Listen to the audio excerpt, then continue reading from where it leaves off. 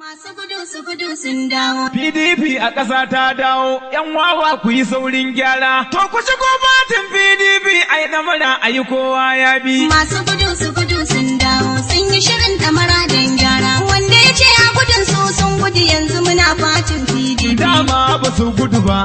Ƙarya ce ake ta faɗa. Mai gaskiya ba ya gudu a PDP ta cika alƙawali.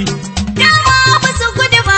Ƙarya ce ake ta faɗa. Mai gaskiya ba ya gudu a PDP ta cika alƙawari. Yau kusa uku in har ka tare to za ka ga sun koma tara ne. Maganar guduwa da kuke cewa da sun gudu mu shiga uku ne. Maganar sata ta kuɗi ai kuma kun sata wannan haka ne. Binciken da ake kuma za a yi muku in kun sauka kamar haka ne. Kun gyala talaka cikin hali kowa ya san wannan haka ne. To ga yunwa da talauci kun hana al'umma ko ni haka ne. Lokacin da kuke kafe kun manta kun ɗaukan mana alƙawari. Magana ta wuta da ruwa da tsaro kun ce za ku yi ƙarin nazari. Kuka ce ma talakawa kuma bar PDP ba cika alƙawari. Aka zaɓe ku amma yau gashi ƙasa kun kai alƙawari. Da Murtala ba da masu imani ne waka ta dole nake nazari. Na jihar Katsina duk koban kuri kuma ba ni alfahari. Man zata hadarin nan zai ruwa sai bakan gizo ya gita bisa shi. Har ma wata waka aka yi muku wai masu gudu su gudu hada shi. A ƙasa da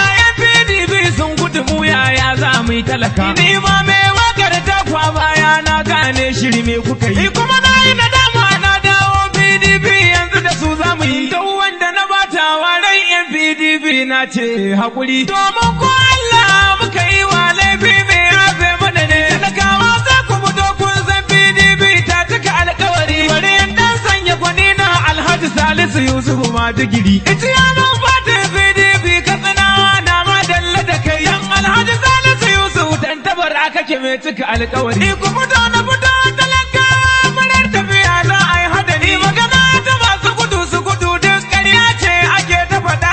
Gaskiya baya gudu a PDP ta cika alƙawari.